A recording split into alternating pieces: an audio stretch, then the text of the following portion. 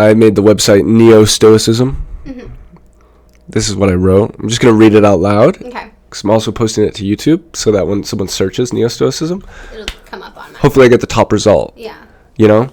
Although there are some other videos and it's a little bit different, but this is the other Neo-stoicism is like not as cool. I have the top rank. Like mine's better. Like when you type in Neo-stoicism, I have neostoicism.com. That makes me valid. Yeah. Not me. I mean, it's just a philosophy that I'm releasing to the world. But I feel like the Marcus Aurelius of the Neo-stoicism. Anyways, I really believe in it too.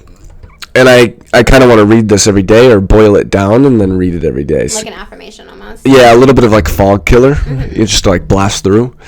Anyways, obviously Stoicism is this old philosophy kind of pushed forward in 3rd century BC by this guy Zeno in Athens. That's where we kind of think it originated, which is very, very true. It's based on these core fundamentals of the most important practice being differentiating between what we can change and what we can't.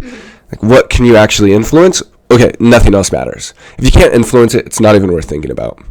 So you have goals that you want to achieve. You work hard in pursuit of those goals, and you know you're not entitled to success. These are sort of like just the core fundamentals of what Stoicism is.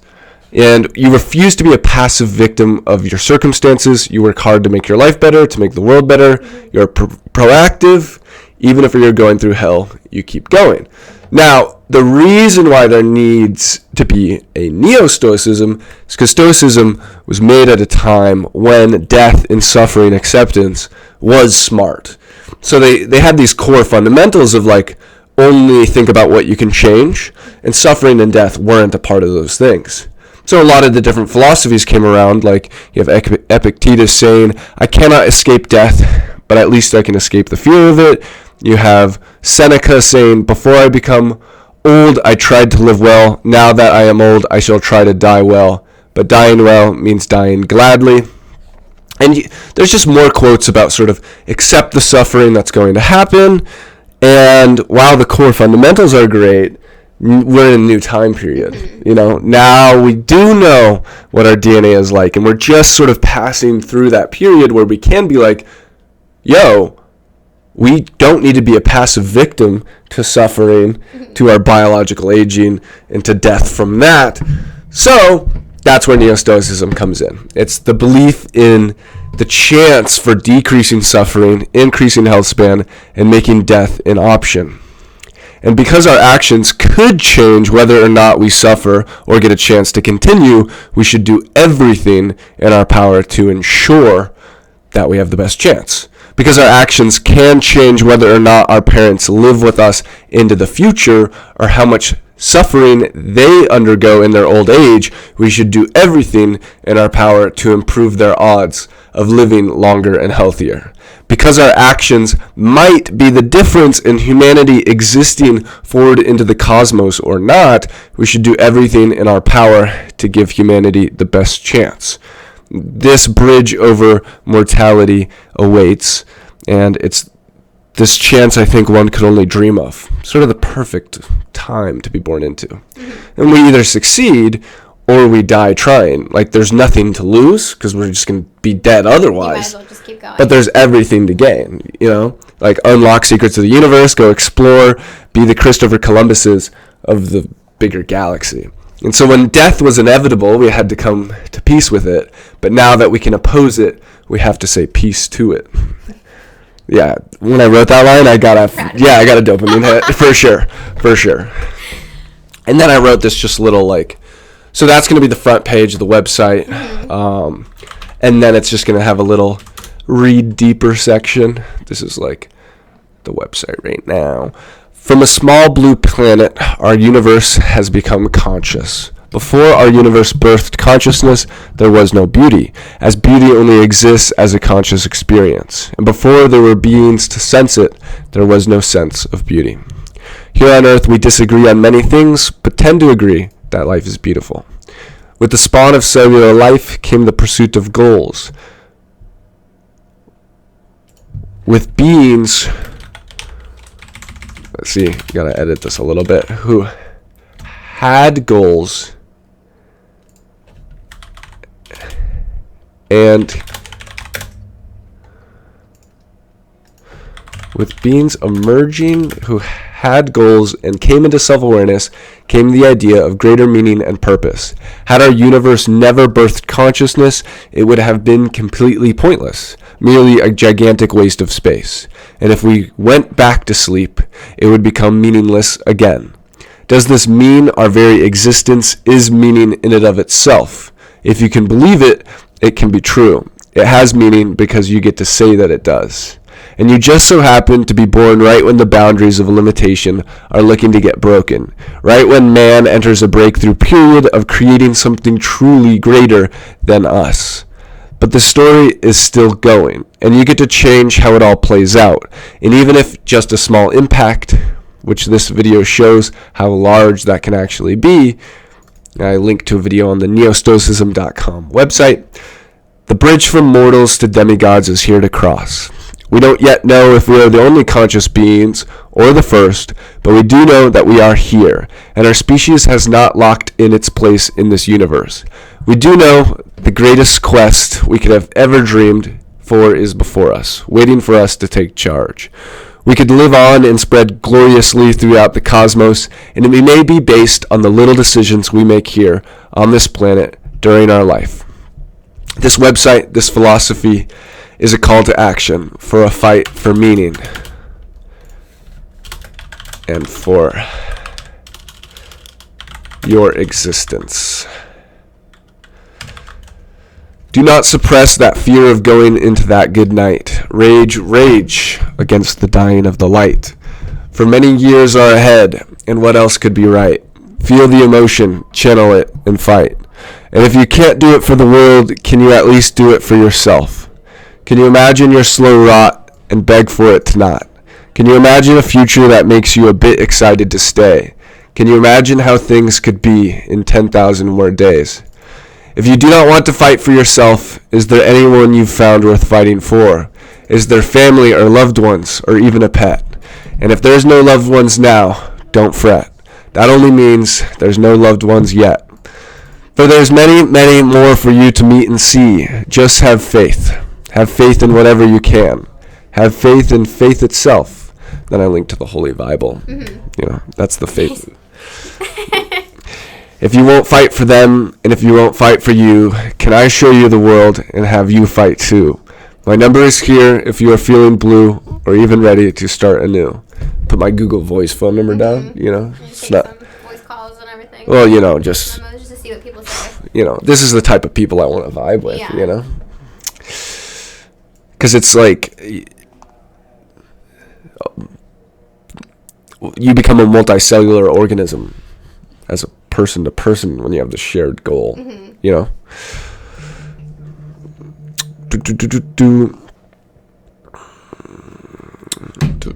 Cancel.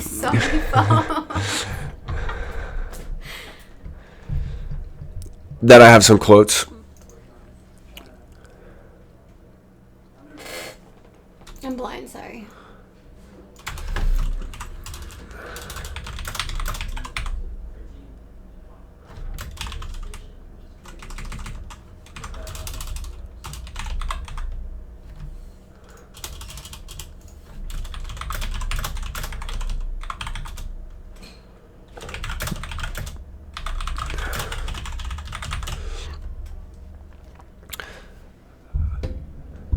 That's a good diagram. If you think it, you can create it. It's true. If you woke up in the middle of a lake and you can't see land, but you have the knowledge that it may be in reach, what would you do? What would you do? I'd wait it out before I decided to jump in the water and swim. No. You wake up, you're in the middle of a lake. Like, you look around, you can't see any land, but, like, you know that it's there. You, obviously you're like, yeah, it could be out there. Mm-hmm. So you gonna try to swim? I'd probably, lay there for a second and scream a little bit, and then I would get that out of my system. Well, what's the difference between that and what reality is? Yeah, most people just don't want to try. It just seems too overwhelming that they'd rather just not do it at all. Well, now imagine this. You dropped into the middle of the lake, and also 50 other people are dropped into the middle of the lake. And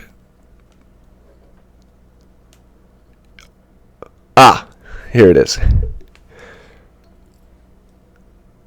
Everyone's dropped into the middle of the lake in their canoes, and there's some coolers, and everyone just sits there and vibes and sort of parties, waiting for it to run out. Yeah. You are now, most people are just vibing. Mm-hmm. Now what do you do?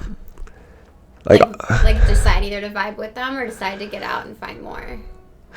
Because I feel like if you're looking at it from that standpoint, then those people are just a distracting you from finding the point of getting out. Yeah. Those people would be tempted by Here's what I would do. Okay. I would rally, see how far my voice can reach of all the canoes. As the leadership. I'd see as many people who are down to take the journey with me. And then go together. Yeah. Yeah.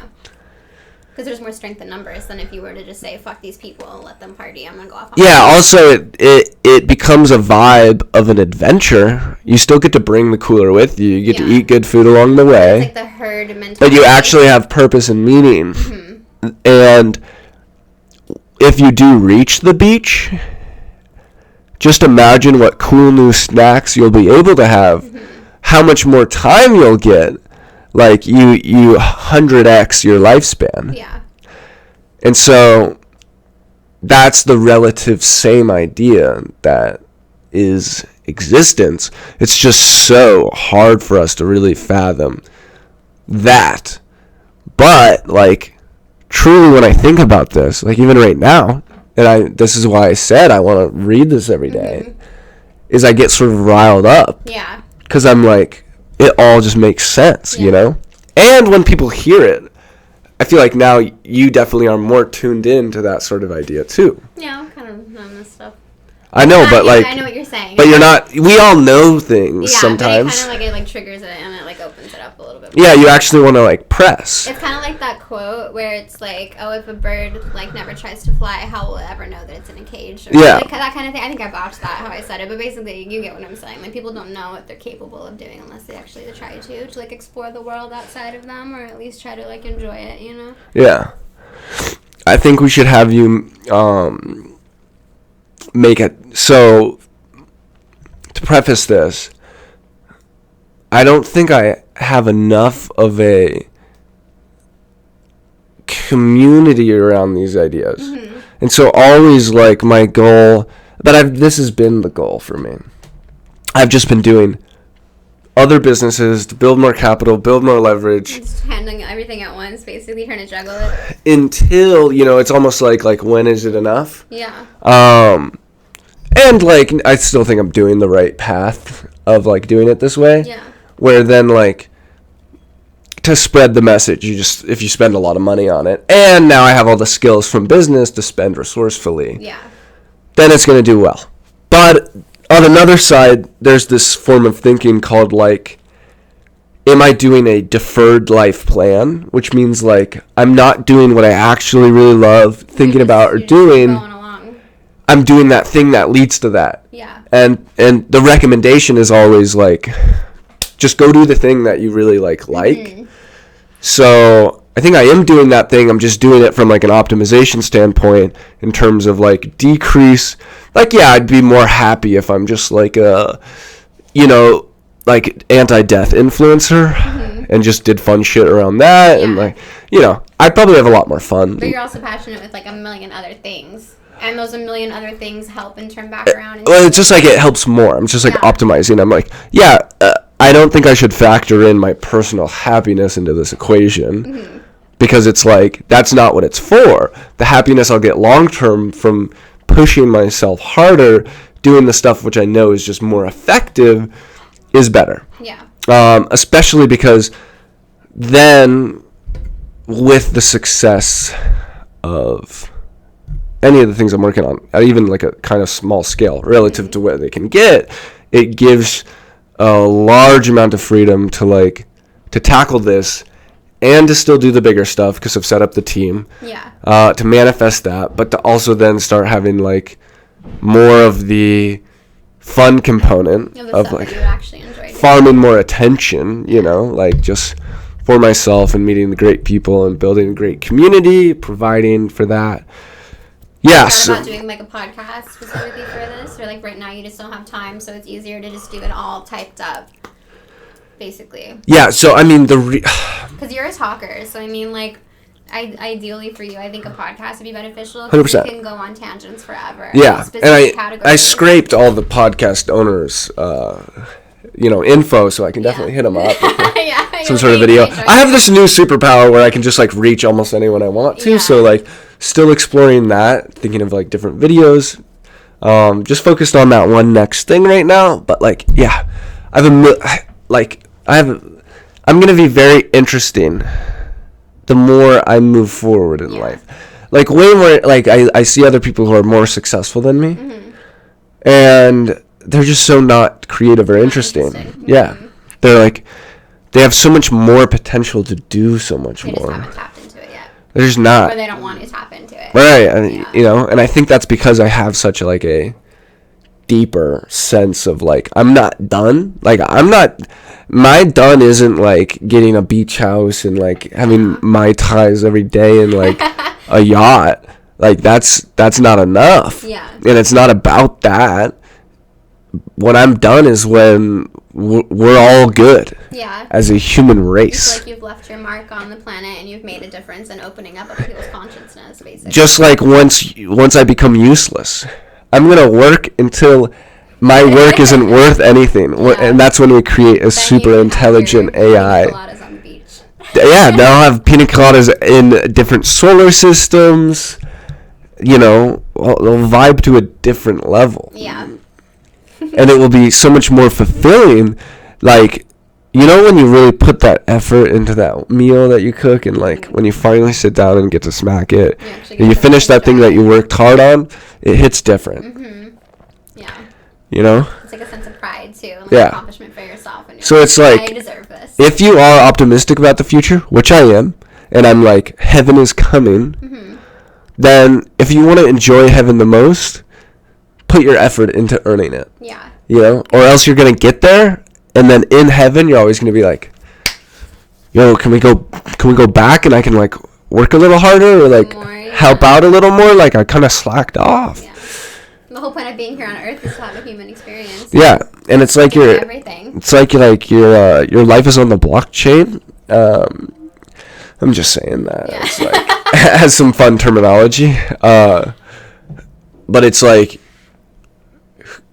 your actions are permanent. Yeah. You can't change the past. No, but you definitely can change the present. And if you don't love who you are in heaven, you'll have eternal regret in heaven. Yeah. And so that is actually hell. It's usually why how people always say, like, oh, on your deathbed, you're going to, like, wish that you did things differently or wish that you would have tried something else instead. And people just let it go to waste most of the time, and it's kind of sad.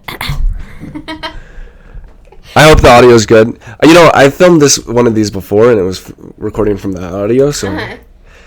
This is the type of thing where I just need the team, because, like, I just want to be able to live, vibe, and, like, everything gets crafted and done.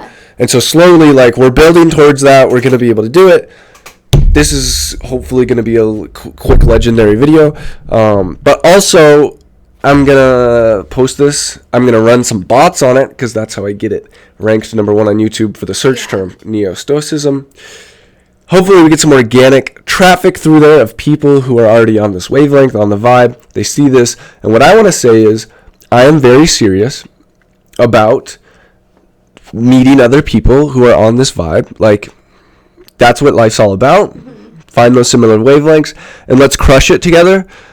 This is the main quest. I'm looking to build a bigger guild to hit this quest because the loot is unreal. I'm talking eternal fulfillment, boys. And ladies. Boys and girls. Boys and girls. I'm talking it doesn't get better than that. This is like the grandest quest. What's funny is that, and I didn't realize this before, I went through a phase of like being agnostic, but then I did realize basically now what I believe is pretty much the same thing that's in just like the gospel. Mm-hmm. Just like build the kingdom of heaven, you know? Yeah. It's just phrased differently. Yeah. I used to be atheist, which is crazy now because I'm such a spiritual person that I couldn't ever imagine, like, ever thinking to be an atheist again. Like, I just think that it's so strange to not believe in anything. You're just like, fuck who I was a couple years ago. Honestly, yeah, totally. I was dumb. Like a whole switch in mentality. It's a good thing, though. Open your mind to things that you never thought about before. Open your mind. Imagination. SpongeBob, have you seen that when the rainbow comes out? That's what I was channeling that. I'm glad you picked up on it. You got the vibe. All right. Cheers, loves.